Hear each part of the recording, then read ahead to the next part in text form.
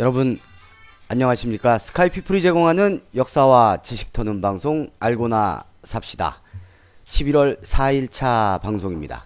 11월 3일차 방송을 하면서 요번주 마지막입니다 라고 멘트를 하고 달력을 봤더니 하루가 더 남습디다 해갖고 부랴부랴 준비를 했습니다. 오늘은 1926년 각야날이라는 거에 대해서 이야기를 좀 해보겠습니다. 각야 거교 할 때 그 각야 맞습니다. 그러니까 우리 한글과 관련된 날이겠다라는 짐작이 드실 것 같은데요. 사실 이 각야날이 지금 우리가 지내고 있는 한글날의 원조격입니다. 일제치하에 있었던 1926년에 11월 4일 오늘 제1회 각야날을 선포하고 뜻있는 분들끼리 분들이 모여서 기념식을 거행한 그런 날입니다. 이 각야날을 제정하고 선포한 기구죠. 기구 사실 우리 조선어 어학회입니다. 조선어 연구회, 조선어 연구회가 이 각야날을 만들어서 오늘 선포를 했습니다. 이 날이 한글이 창제된 지 480주년 되는 그런 날입니다. 그래서 480주년을 기념해서 제1회 각야날로 정하고 기념식을 거행한 겁니다. 지난 10월 9일이 주말이었기 때문에 저희가 이 한글날과 관련된 그런 방송을 하지 않고 쉬었죠. 근데 마침 오늘이 이 각야날 선포일이고 해서 그냥 지나가기에 좀 섭섭했었는데 우리 한글에 대해서 얘기할 수 있는 시간이 돼서 다행이라고 생각됩니다. 그러면 우리는 왜 그 10월 9일을 한글날로 했는가에 대해서 좀 살펴보겠습니다.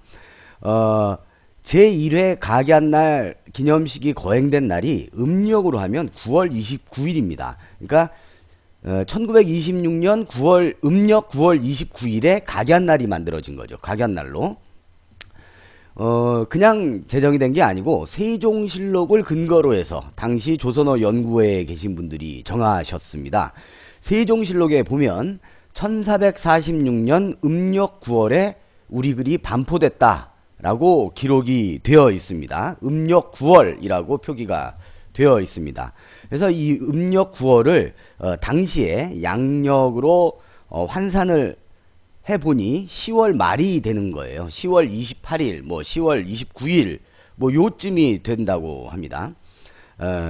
그런데 원래 그렇게 알고 이제 지내왔는데 10월 말경에 이제 우리 한글이 만들어졌다, 반포가 됐다 이렇게 알고 있는데 1940년에 훈민정음 해례본이 그동안 발견되지 않고 있던 글로만 전해지고 있던 훈민정음 해례본이 발견이 됩니다. 그 해례본에 보면 그러니까 세종실록에는 9월이라고만 표기가 되어 있는데 음력 9월 이 훈민정음 해례본에는 9월 하순이 아니고 9월 상순이다라는 말이 적시가 되어 있었던 겁니다. 그러니까 우리는 세종실록에 1440년 음력 9월을 하순으로 짐작을 하고 그동안 진행을 했었는데 1940년 훈민정음 해례본이 발견돼서 하순이 아니라 초순이다, 초순이다 라는 것이 밝혀진 거죠. 그러면 순이라고 하는 것은 우리가 한성순보 때도 얘기했지만 열흘을 단위로 하는데 초순이라고 하면 1일부터 10일 사이입니다. 그래서 그 마지막 날인 음력 9월 10일을 한글날로 정한 거죠. 그래서 이 음력 9월 10일을 양력으로 환산을 했더니 10월 9일이 되는 겁니다. 그래서 그 이후로 우리가 10월 9일을 한글날로 지정을 해서 오늘에 이르게 됐다. 이렇게 알고 계시면 되겠습니다. 한글날은 처음부터 휴일은 아니었고요. 휴일로 지정이 된 건 1970년부터 법정 공휴일로 지정이 돼서 그때부터 우리가 하루 쉬면서 이 좋은 날을 기념을 하고 있었습니다. 그러다가 1991년에 그냥 일반 기념일이 됩니다. 그러니까 휴무가 없어지는 거예요. 기념일이야. 그러니까 법정 공휴일이 아니고 그냥 기념일이 되는 겁니다. 그래서 이 당시에 이제 우리가 그 공휴일이 너무 많다 그래가지고 일을 더 해야 된다 뭐 그런 취지가 있었던 것 같아요. 그래서 일반 기념일이 돼서 우리가 상당히 그 쉬지 못하죠. 한글날 안 쉽니다. 빨간 날이 아니었어요. 그리고 2006년에는 그냥 일반 기념일에서 약간 그 뭐라고 할까 그 올라가죠. 국경일로 격이 좀 올라갑니다. 그렇지만 국경일이라고 해서 우리가 다 쉬는 건 아닙니다. 그래서 국경일이긴 하지만 휴무는 없었다가 2013년에 법정 공휴일로 재지정이 돼서 오늘에 이르게 된 겁니다. 앞에서 말씀드린 대로 음력 9월 10일 경을 한글이 반포한 날로 보고 그걸 양력으로 환산해서 10월 9일 한글날 법정 공휴일 이렇게 지정이 된 건데요. 북한도 한글날을 기념합니다. 국경일까지는 모르겠는데 기념을 하는데 북한이 기념하는 한글날은 10월 9일이 아닙니다. 걔들은 1월 15일을 한글날로 기념을 하고 있다고 해요.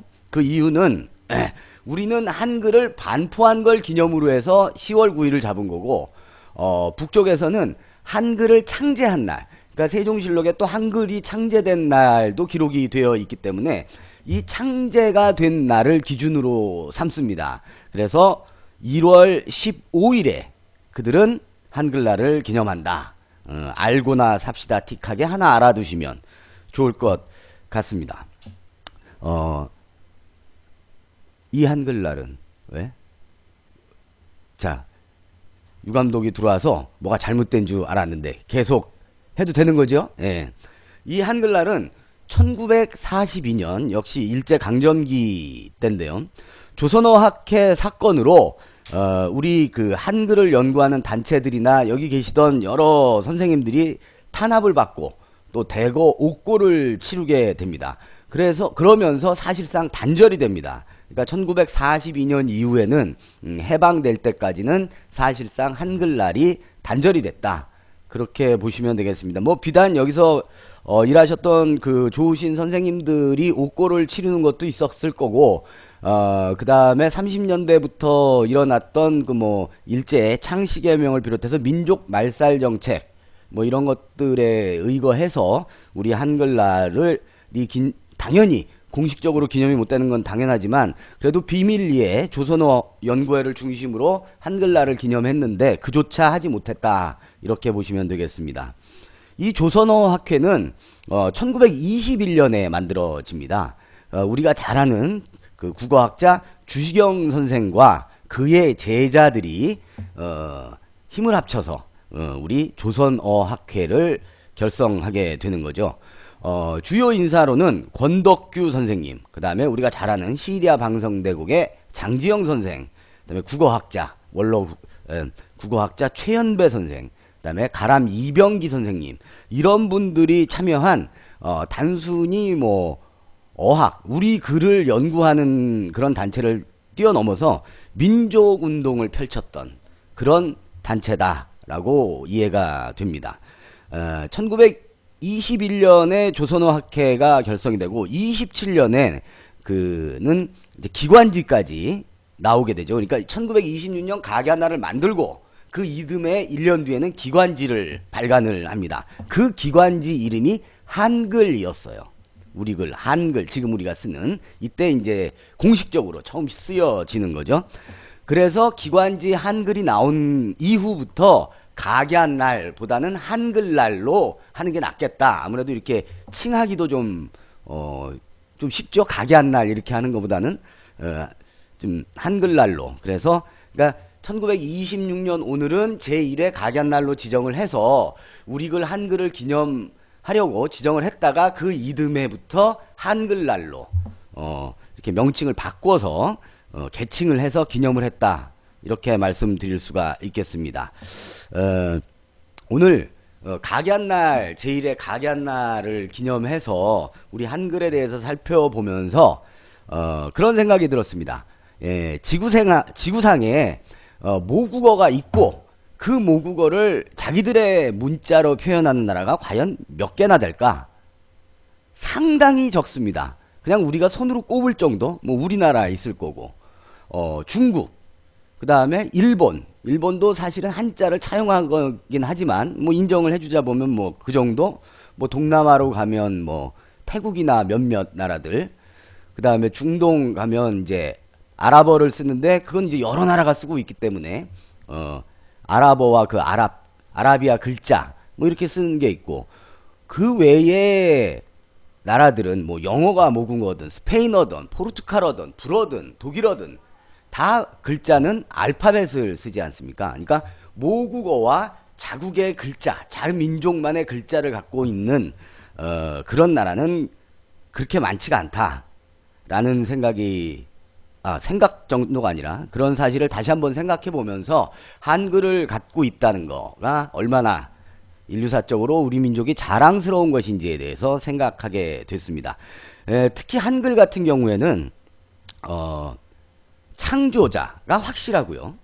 만든 기관, 집현전에서 만들었다고 이게 확실하게 나와 있고, 반포일이 아까도 말씀드렸지만 음력 9월 뭐 이렇게 확실하게 나와 있고, 또 제작 원리, 뭐 자음과 모음의 제작 원리를 이 해례본 내지는 뭐 다른 기록에 혀 모양 뭐 이런 걸 따서 했다고 그림까지 이렇게 그려가면서 제작 원리를 설명하고 있지 않습니까?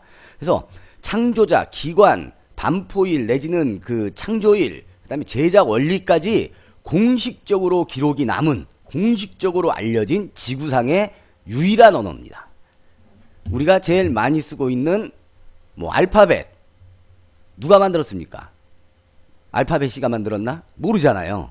한자, 뭐 중국의 그 은허에서 발견된 갑골 문자가 시작이라고는 하지만 그 누가 만들었겠습니까? 모른단 말입니다. 또 언제 만들어졌는지도 몰라요.